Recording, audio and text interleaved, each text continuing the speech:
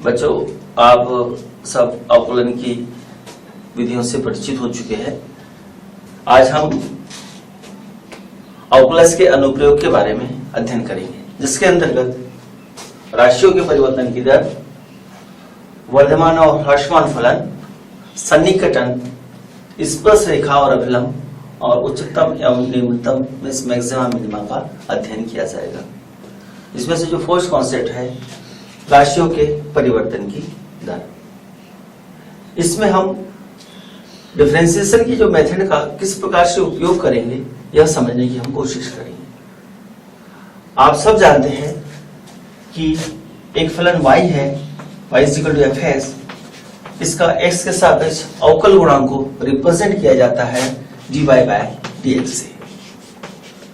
इस रिप्रेजेंटेशन की मायने क्या है? इसका भी कुछ सामान्य अर्थ है जो कि आपने पढ़ चुके हैं कि x के सापेक्ष राशि y में परिवर्तन की दर।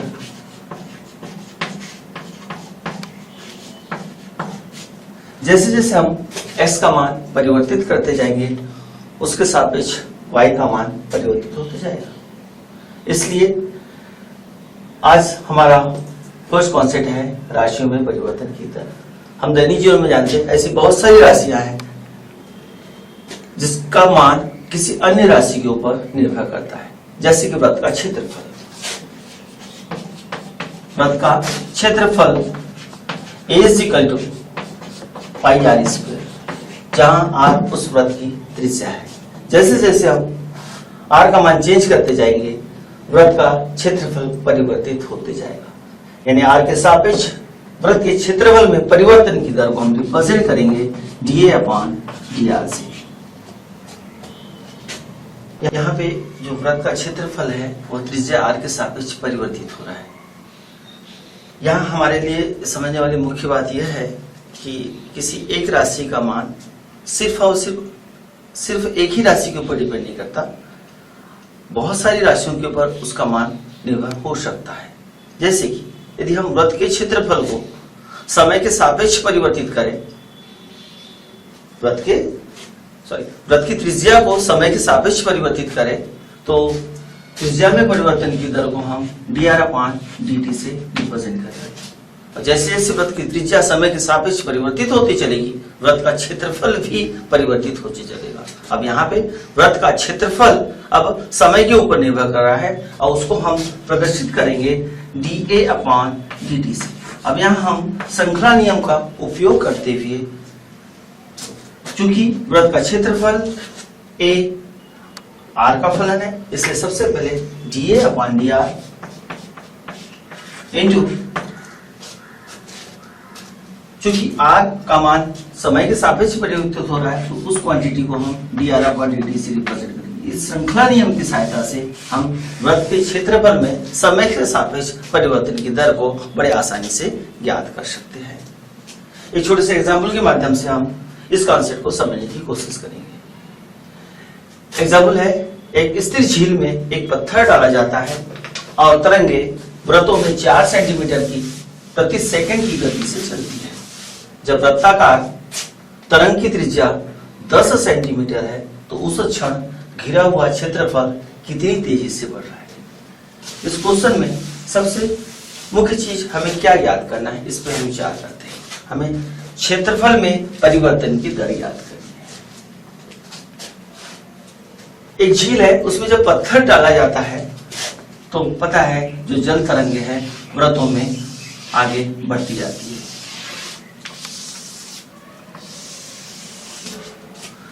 इस क्वेश्चन में हमारे पास में जो जल तरंगे हैं वो वृत्तों में 4 सेंटीमीटर पर सेकंड की गति से चल रही है।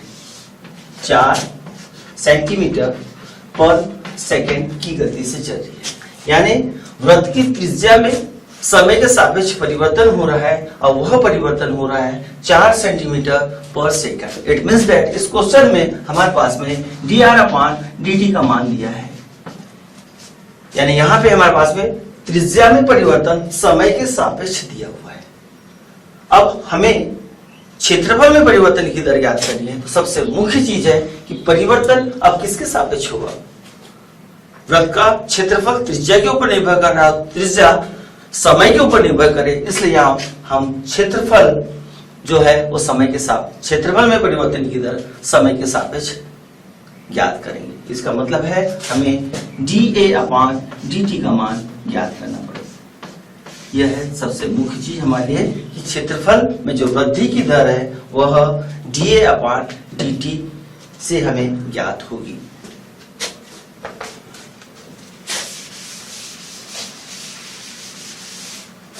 सबसे पहले हम मान लो वृत्त का क्षेत्रफल A, हम सब जानते हैं A = πr², जहां r वृत्त की त्रिज्या है। प्रश्नानुसार हमारे पास में दिया हुआ है dr/dt का मान, dr/dt = 4 cm/s। हमें घिरा हुआ क्षेत्रफल ज्ञात करना है। कब? जब वृत्त की त्रिज्या 10 सेंटीमीटर है। इसलिए सबसे पहले वृत्त के क्षेत्रफल में परिवर्तन की दर ज्ञात की जाएगी और उसे रिप्रेजेंट किया जाएगा dA/dt से। श्रृंखला नियम का उपयोग करेंगे और यहाँ पे हम सूत्र लिखेंगे dA/dr/dt। हम डिफरेंस दे देंगे श्रृंखला नियम से। यहाँ हम A की वैल्यू शिफ्ट करेंगे, d/dr, A का मान है πr² dr/dt। डिफरेंशिएशन किया जाएगा, क्योंकि हम डिफरेंशिएशन की प्रोसेस समझ चुके हैं, तो πr² का डिफरेंशिएशन हो जाएगा r² का 2r मींस 2πr, और dr/dt की वैल्यू भी हमारे पास में उपलब्ध है 4 cm/s into 4, it means that 8πr। वृत्त के क्षेत्रफल में समय के सापेक्ष परिवर्तन की दर मिल चुकी है। जब वृत्त की त्रिज्या 10 सेंटीमीटर है तब उसके क्षेत्रफल में वृद्धि की दर बड़ी आसानी से हम लोग याद कर सकते हैं। इसमें हम r के स्थान पे 10 शिफ्ट करेंगे। जब r = 10 सेंटीमीटर हो तब क्षेत्रफल में परिवर्तन की दर dA/dt = 8 × 8π × 10 मींस 80π। क्षेत्रफल में परिवर्तन की दर है, इसलिए सेंटीमीटर स्क्वायर पर सेकेंड। यह हमें वृत्त की त्रिज्या जब 10 सेंटीमीटर है तब उस क्षण घिरा हुआ क्षेत्रफल 80π सेंटीमीटर/सेकंड की दर से बढ़ रहा होगा। तब वृत्त के क्षेत्रफल में जो वृद्धि हमें प्राप्त हुई, जब वृत्त की त्रिज्या 10 सेंटीमीटर है तब वह क्षेत्रफल है 80π सेंटीमीटर/सेकंड की गति से बढ़ रहा है वृत्त का क्षेत्रफल। इस प्रकार बच्चों हमने देखा कि किस प्रकार अवकलज के अनुप्रयोग के द्वारा हम राशियों के परिवर्तन की दर ज्ञात कर पा रहे हैं। अब हम इसके बाद जो हमारा नेक्स्ट कॉन्सेप्ट है वर्धमान और ह्रासमान फलन मींस इंक्रीजिंग और डिक्रीजिंग फंक्शन, उसकी चर्चा करेंगे। बच्चों अब हम अवकलज के अनुप्रयोग के अंतर्गत वर्धमान और ह्रासमान फलन के बारे में पढ़ेंगे। वर्धमान मींस इंक्रीजिंग फंक्शन और ह्रासमान मींस डिक्रीजिंग फंक्शन। इस फलन को समझने के लिए सबसे पहले हम छोटा सा एग्जाम्पल लेते हैं। आप सब लोग ट्रिग्नोमेट्रिकल फलन sin x के ग्राफ को जानते हैं। यदि y = sin x, हमने एक फलन लिया है ट्रिग्नोमेट्रिकल फंक्शन, और इसका ग्राफ से आप सब परिचित है ट्रिग्नोमेट्री में। इसका ग्राफ x एक्सिस और यह y axis represent angles 0, π/2, π, sine graph आप सब परिचित है। साइन पाई बाई 2 की वैल्यू 1, यह 1, साइन पाई की वैल्यू 0, साइन 3 पाई बाई 2 की वैल्यू -1, साइन 2 पाई की वैल्यू 0। अब आप यह देख रहे हैं कि जैसे जैसे हम एंगल बढ़ाते जा रहे हैं, मीन्स मान 0 से लेकर के पाई तक करें, फलन का मान बढ़ते जा रहा है और उसने अपना उच्चतम मान 1 ग्रहण कर लेता है। अब जैसे जैसे हम एंगल का मान फिर बढ़ाते जा रहे हैं, फलन का मान परिवर्तित हो रहा है और फिर वो घटते भी आ रहा है और इसके जो डिक्रीज होने की जो प्रक्रिया है वह 3 पाई बाई 2 तक है। फिर हम यहाँ यह देख पा रहे हैं इस ग्राफ में कि जैसे हमने x का मान 270 में 3 पाई बाई 2 से आगे बढ़ाया और 2 पाई तक पहुंचे, फलन का मान फिर से इंक्रीज होते हुए चल रहा है। इसका मतलब जैसे जैसे हम x का मान बढ़ाते जा रहे हैं, फलन का मान या तो बढ़ते जाए या फलन का मान घटते जाए। जैसे जैसे हम x का मान बढ़ाते जा रहे हैं, फलन का मान यदि बढ़ते जाए तो वह कहलाता है वर्तमान फलन, मीन्स इंक्रीजिंग फंक्शन। और जैसे जैसे हम x का मान बढ़ाते जाए और फलन के मान घटते जाए, तब ऐसी स्थिति में वह फलन डिक्रीजिंग फंक्शन, मीन्स ह्रासमान फलन कहलाता है।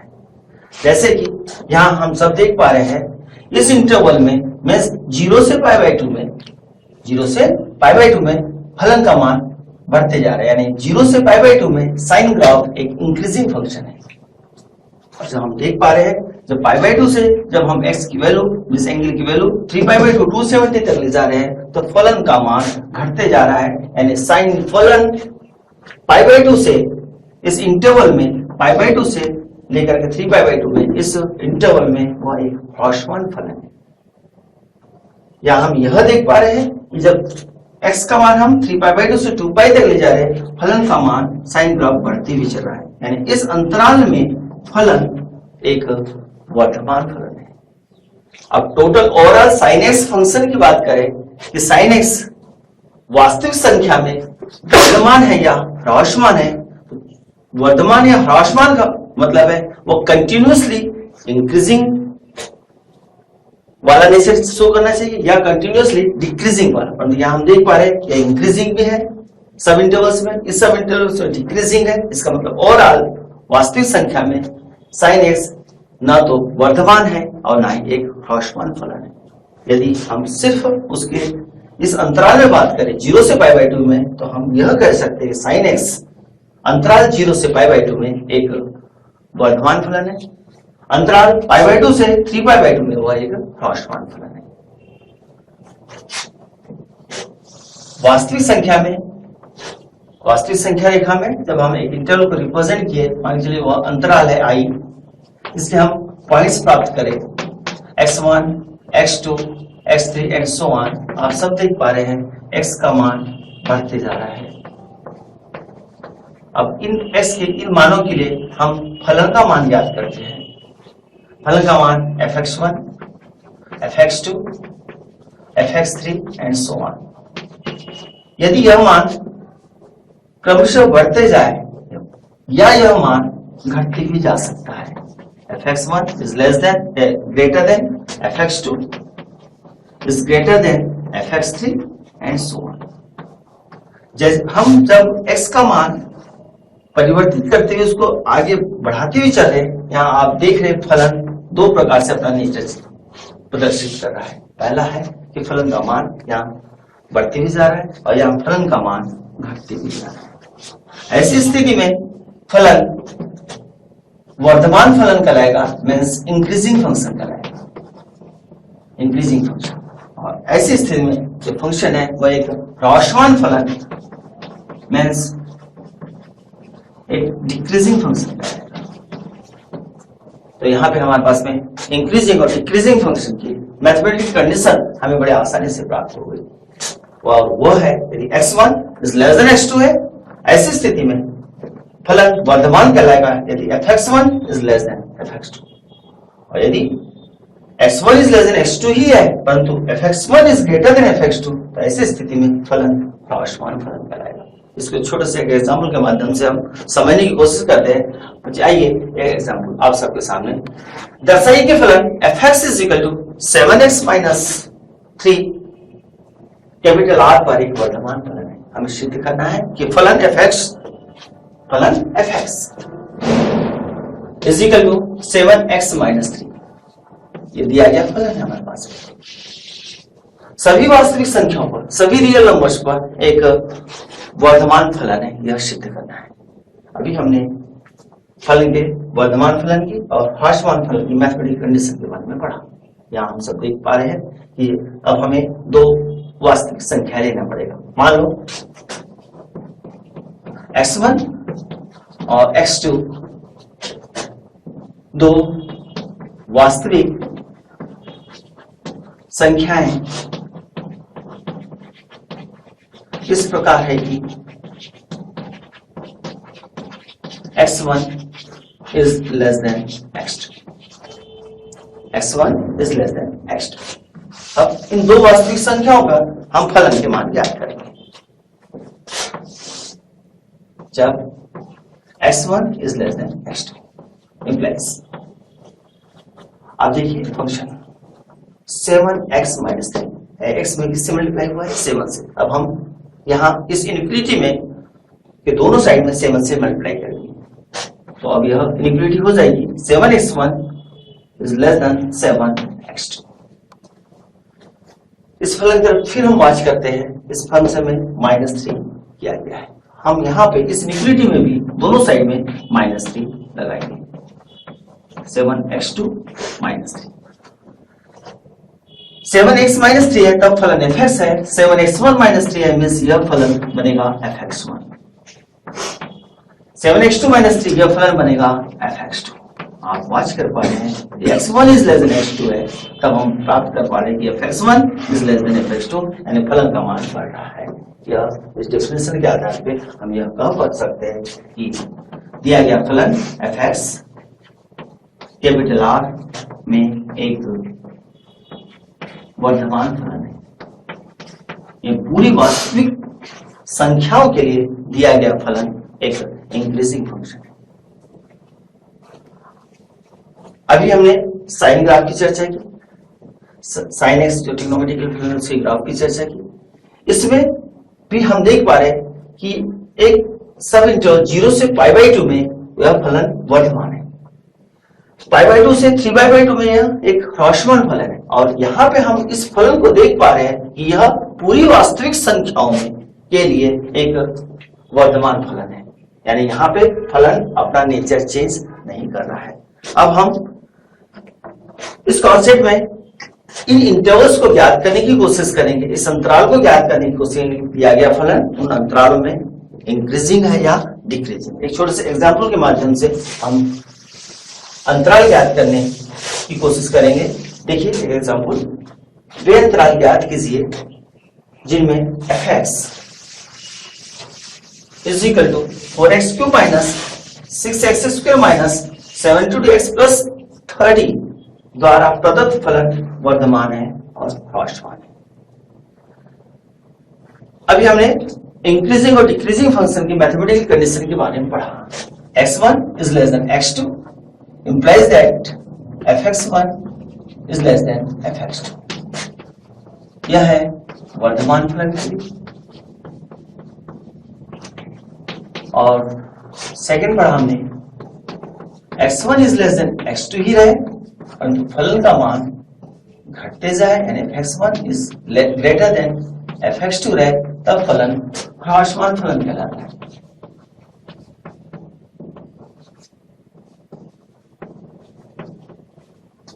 यह वर्तमान और ह्रासमान फलन की डेफिनेशन हमारे सामने है। इसको और दूसरे तरीके से भी परिभाषित किया गया है। एक फलन fx वर्तमान कब होगा और ह्रासमान कब होगा, इसकी दूसरी मैथमेटिकल कंडीशन और है, और वो यह है कि यदि f(x) is greater than 0, तब एफ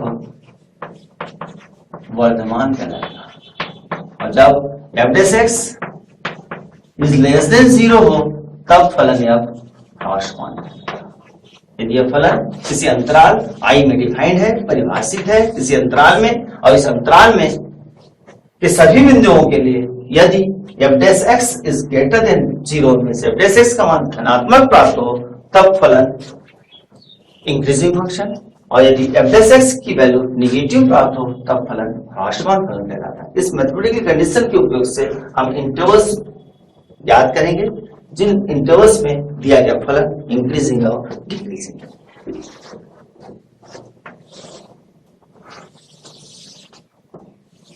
देखिए फंक्शन है हमारे पास में F X is equal to 4x cube minus 6x square minus 72x plus 30। Function F X दिया गया फलन गिवन फंक्शन। इंटरवल्स ज्ञात करेंगे। सबसे पहले हम इस फलन को अवकलन करेंगे, डिफरेंशिएट करेंगे और उस एफ डैश एक्स की वैल्यू ज्ञात करेंगे। Therefore F dash x is equal to 12x square minus 12x minus 72। आप सब को डिफरेंशिएशन करते आता है। x के ऊपर डिफरेंशियल कोएफिशिएंट 3x स्क्वायर, 4 से मल्टीप्लाई हुआ 12x स्क्वायर, x स्क्वायर का डिफरेंशियल कोएफिशिएंट 2x, सामने 6 है 12x, और x का x के साथ डिफरेंशिएशन 1 इज माइनस 72, और 30 जो कि कांस्टेंट है उसका differential coefficient 0। F dash x ज्ञात हो चुका है। चूंकि हमें इंटरवल्स ज्ञात करने, जिन इंटरवल्स में दिया गया फलन इंक्रीजिंग है या डिक्रीजिंग है, तो सबसे पहले उस इंटरवल के एंड पॉइंट्स ज्ञात करने पड़ेंगे हमें, और वो एंड पॉइंट्स प्राप्त होते हैं F dash x is equal to 0 करने से। इसलिए अब हम F dash x is equal to 0 लेके चलेंगे। एफ डैश एक्स की वैल्यू हम सबके पास है और वो है 12x square minus 12x minus 72 is equal to 0 किया जाएगा, और इससे x के मान प्राप्त किए जाएंगे। आप सब देख पा रहे हैं 12 कॉमन है, ये मैं कर दे रहा हूं 12 कॉमन निकाल लीजिए, x square minus x minus 7 minus 6। F dash x की वैल्यू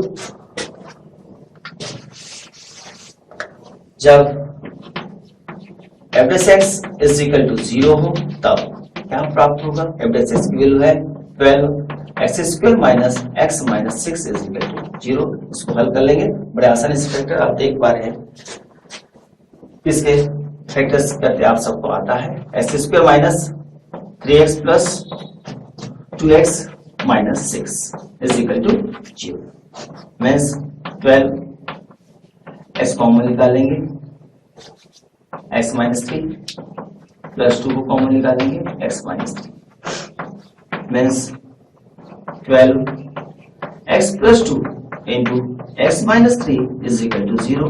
तो इससे हमें x के मान प्राप्त हो रहे हैं, x is equal to minus 2 and 3। इससे हमें अंतराल के एंड पॉइंट्स प्राप्त हो चुके हैं। वो अंतराल के एंड पॉइंट्स हैं -2 और 3।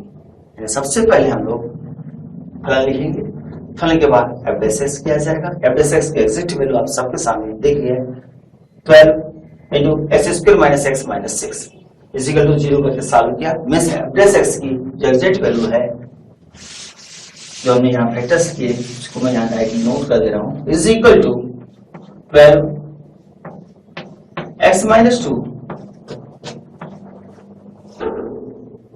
x plus 3 minus 2x x square plus 3x minus 2x यानी x प्लस 2 और x माइनस 3। ये एफ डैश एक्स मिला है।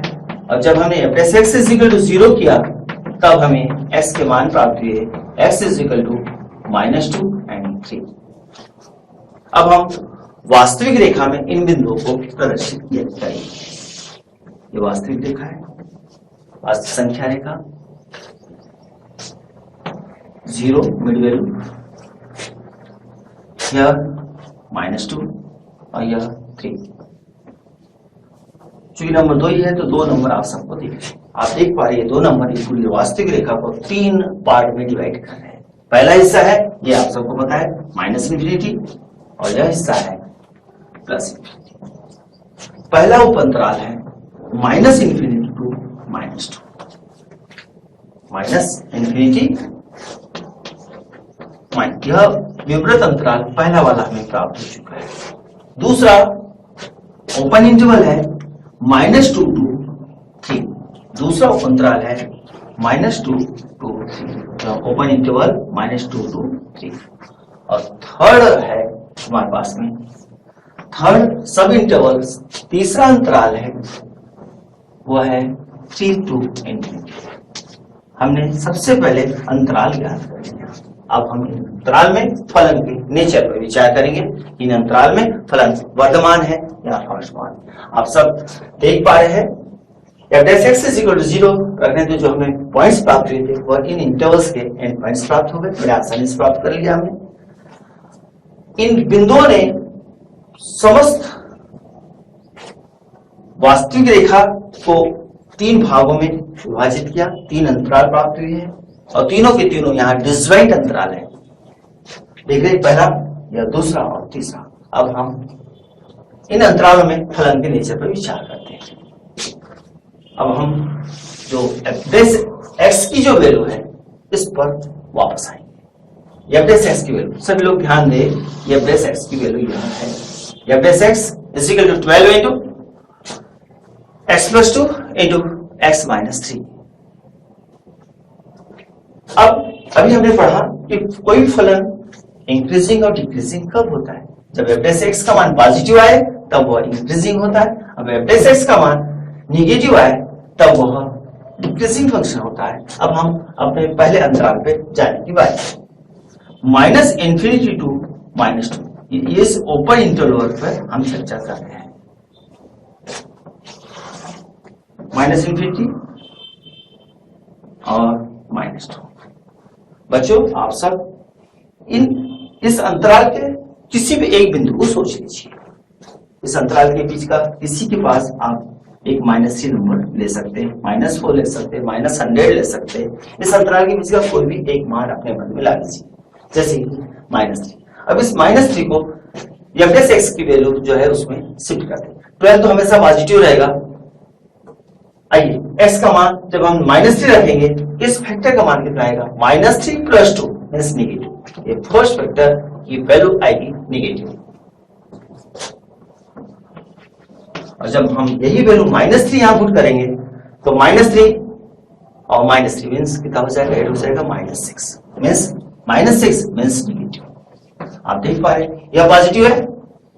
इस अंतराल के बीच का एक बिंदु हमने यहां पुट किया, इस फैक्टर की वैल्यू नेगेटिव आ रही है, इस फैक्टर की वैल्यू भी नेगेटिव आ रही है।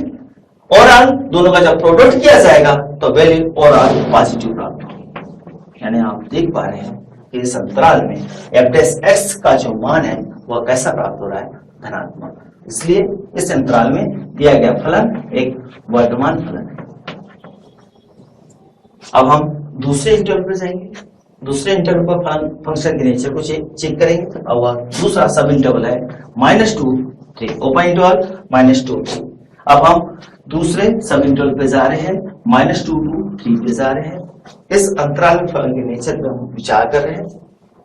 अब हम -2 टू 3 के बीच का कोई भी एक पॉइंट आप सोच लीजिए, कोई भी बिंदु -2 और 3 के बीच का वो पॉइंट -1 हो सकता है, 0 हो सकता है, 1 हो सकता है, 2 हो सकता है, 2.9 हो सकता है, 2.999 हो सकता है, कोई भी इसी समान 0। चलिए सबको पता है 0 -2 और 3 के बीच में एग्जिस्ट करता है, एक नंबर है 0 शिफ्ट किया। चलिए यहाँ f(x) की वैल्यू पाइए, 12 तो 12 ही रहेगा, s की वैल्यू 0 पुट कीजिए, मान क्या आ रहा है 2, मान कैसे आ रहा है 2 means positive, 2 means positive. 0 put कीजिए इस फैक्टर में, 0 - 3 वैल्यू कैसी आ रही, कौन सी आ रही है, पूछनिया धनात्मक आ रही है या ऋणात्मक, वो है नेगेटिव।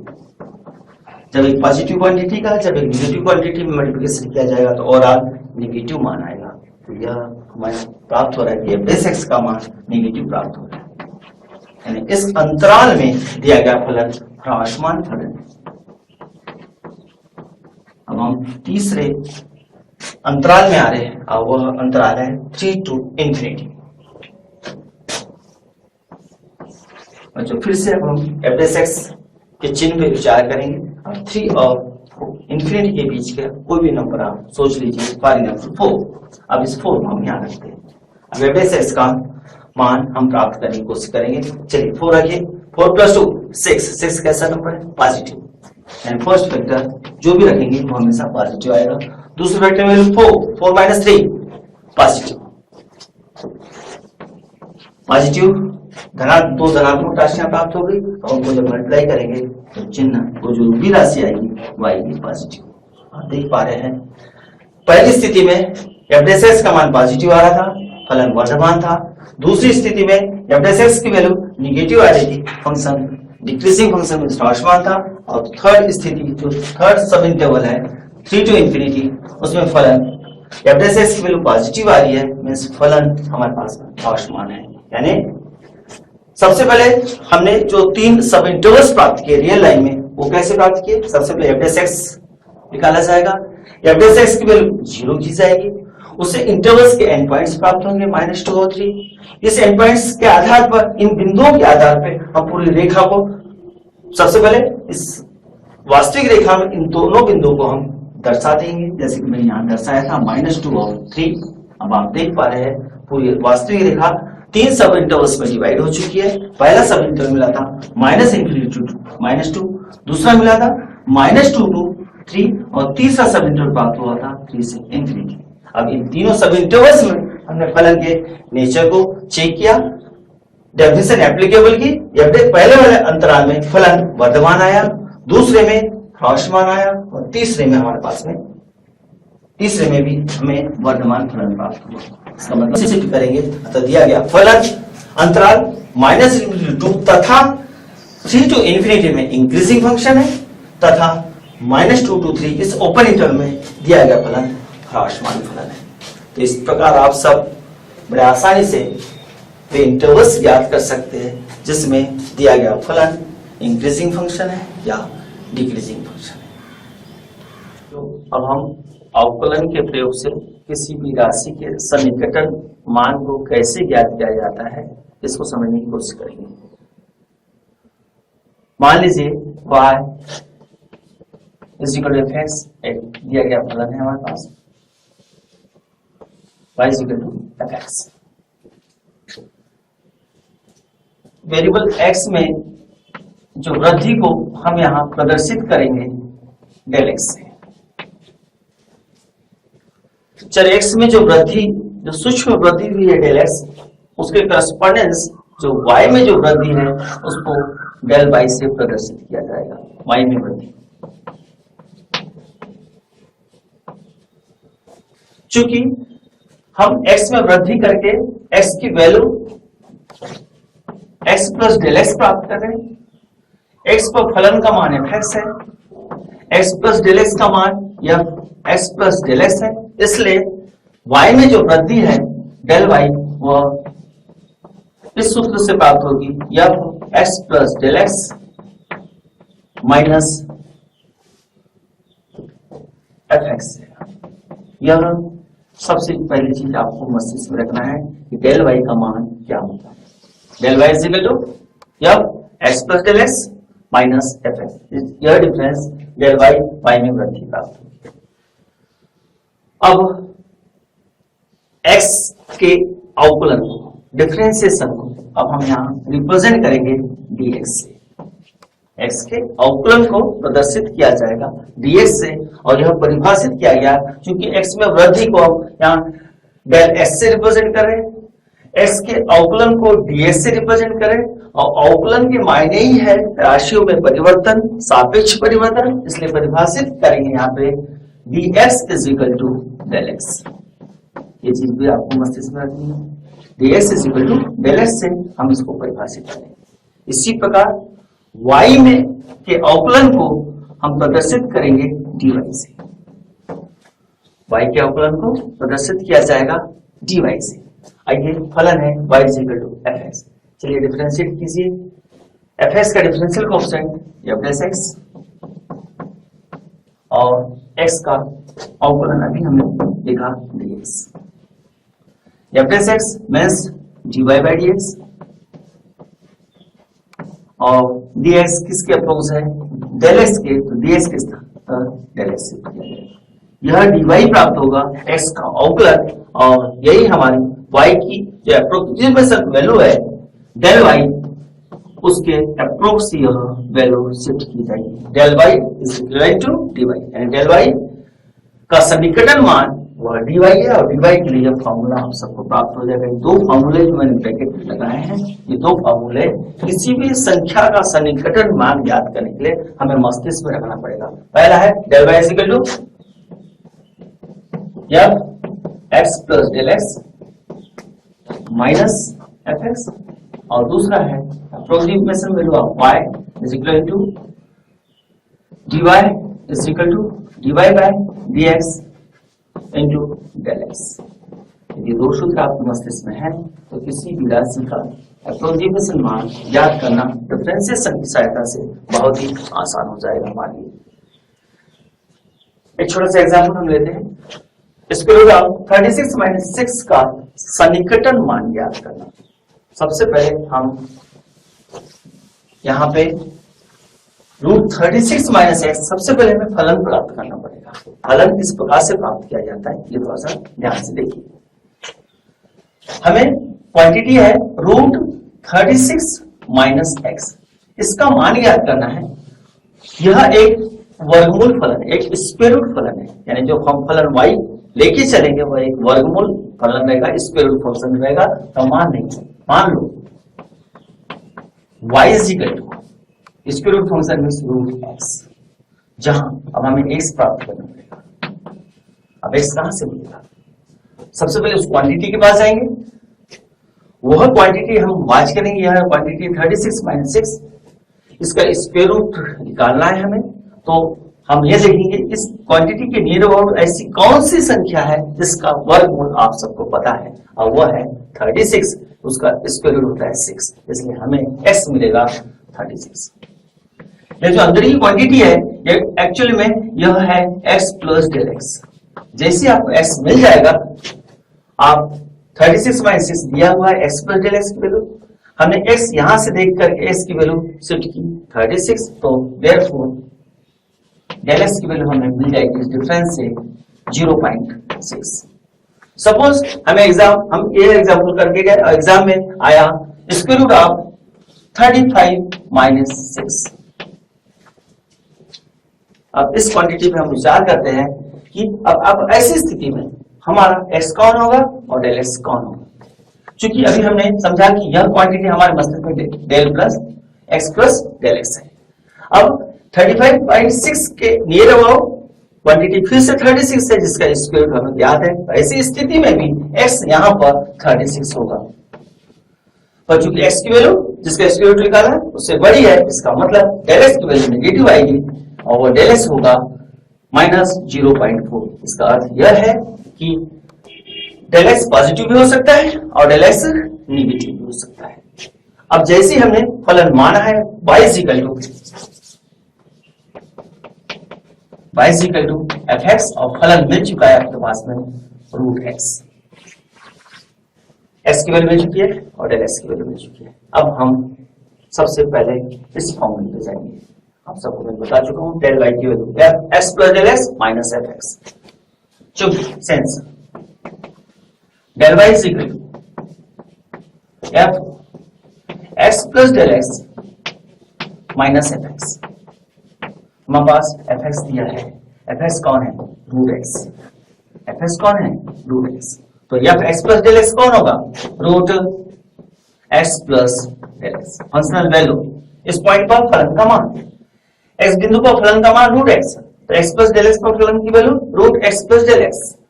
fx नोट डाउन मान अब वैल्यू शिफ्ट की जाएगी जैसे हमने स्टार्टिंग में देखा।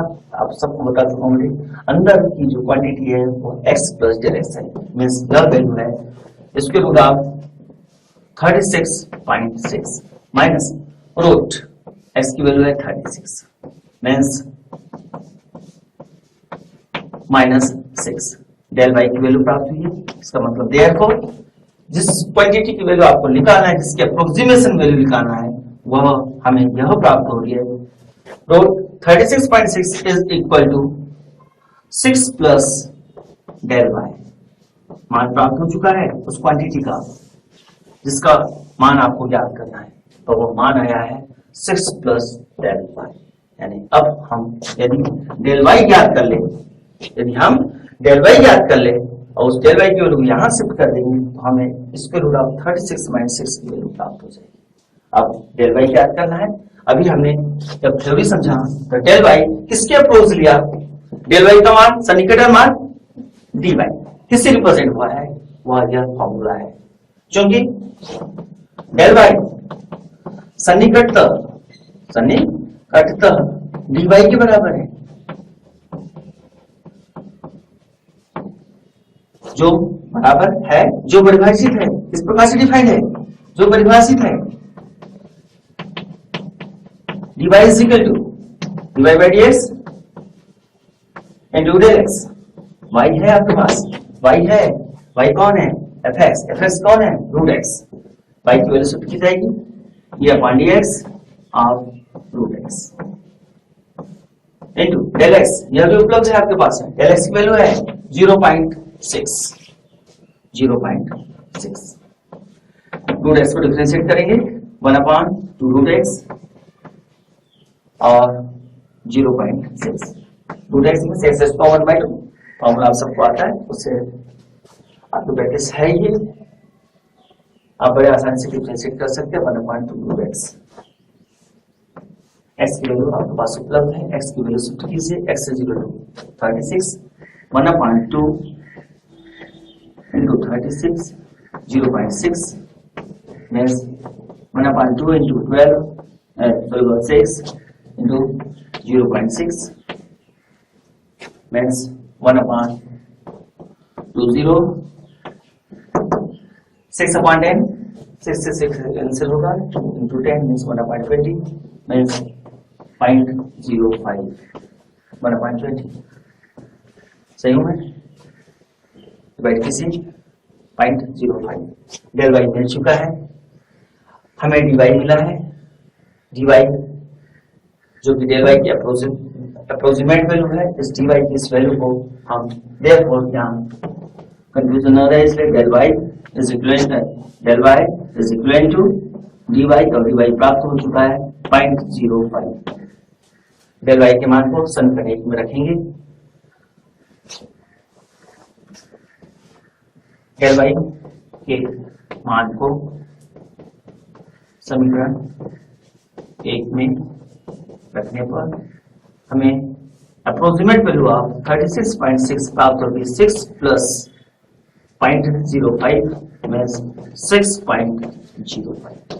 यहाँ देखा आपने सिर्फ नंबर दिया हुआ था हमारे पास, जिसकी अप्रोक्सीमेट वैल्यू याद करनी थी। हमने किस तरीके से डिफरेंशियल ऑपरेटर्स के एप्लीकेशन के माध्यम से उस नंबर की अप्रोक्सीमेट वैल्यू याद किया। सबसे पहले दोनों शुद्ध डेल वाई की है, डेल वाई पहला है या x plus del x minus f x, और दूसरी वैल्यू डेल वाई की जो कि अप्रोक्सीमेट इक्विवेलेंट है डी वाई के, और फॉर्मूला बड़े आसानी से आप मस्तिष्क में रख सकते हैं, d y by d x into del x. जिस क्वांटिटी को ज्ञात करना है, जिस क्वांटिटी की अप्रोक्सीमेट वैल्यू ज्ञात करनी है, वो उसको हम फलन के रूप में कन्वर्ट करेंगे। चूंकि x स्क्वायर रूट फंक्शन है, इसलिए y स्क्वायर रूट फंक्शन के रूप में डिफाइंड होगा। यदि सपोज कल्पना कीजिए आपको 26 रेज़ टू द पावर 1/3 की वैल्यू ज्ञात करनी है, यहाँ हमारे पास में क्यूब रूट की बात हो रही है, इसलिए जो फंक्शन डिफाइंड होगा यहाँ पे 26 रेज़ टू द पावर 1/3 में फलन बनेगा, क्यूब रूट का फलन बनेगा, यानी यहाँ हम मानेंगे y is equal to x raise to the power 1/3। यहाँ क्या माना है फलन को, रूट x। अब हमें x निकालना पड़ेगा और डेल x, जैसे कि जो क्वांटिटी है वह अंदर मन में मानेंगे आप लोग कि वह क्वांटिटी जो भी दी है वह x plus del x। x वह मान होगा जिसका कि स्क्वायर रूट उपलब्ध है, यहाँ x वह मान होगा जिसका कि आपके पास इस क्वांटिटी के नियर अबाउट जिसका कि क्यूब रूट आपके पास उपलब्ध है, और वो क्वांटिटी यहाँ आ जाएगी x का मान 27। जबकि हमने 26 रेज़ टू द पावर 1/3 की वैल्यू निकाली है, इट मींस यहाँ डेल x जाएगा -1। यहाँ पे हमें 36.6 की वैल्यू निकालनी थी, हमने जब x का मान माना 36 तो डेल x का मान है 0.6, यदि 35.6 की वैल्यू निकालनी है या मान अपने मन में लगाना हमने x प्लस डेल एक्स, तो x की वैल्यू 36 लिया क्योंकि 36 का स्क्वायर रूट उपलब्ध है, तो हमारे पास डेल एक्स का मान -0.54 प्राप्त हुआ। सबसे पहले हम डेल वाई जो फर्स्ट फॉर्मूला है del y is equal to जब x plus del x minus plus लेके चलेंगे और उसको हम लोग टू दी पावर सॉल्व करेंगे, हमें इक्वेशन नंबर फर्स्ट प्राप्त होगा। यहाँ पे जो वैल्यू आएगी वो डेल वाई की फॉर्म में आएगी, तो डेल वाई का ये वाला फॉर्मूला एप्लीकेबल करेंगे और उसको सॉल्व करके हम डेल वाई की वैल्यू प्राप्त करेंगे। उस वैल्यू को इक्वेशन नंबर फर्स्ट में शिफ्ट करके हम किसी भी नंबर की अप्रोक्सीमेट वैल्यू अवकलन की प्रक्रिया के द्वारा बड़े आसानी से याद कर सकते हैं। बच्चों, हमने अवकलन के अनुप्रयोग के अंतर्गत आज हम सब ने राशियों में परिवर्तन की दर, वर्तमान एवं ह्रासमान फलन, इंक्रीजिंग और डिक्रीजिंग फंक्शन एंड किसी भी नंबर की अप्रोक्सीमेट वैल्यू ज्ञात करना सीखा। अब अगले पीरियड में हम स्पर्श रेखा और अवलंब मींस टेंजेंट एंड नॉर्मल और उच्चतम एवं निम्नतम मान मींस मैक्सिमा मिनिमा के बारे में हम अध्ययन करेंगे।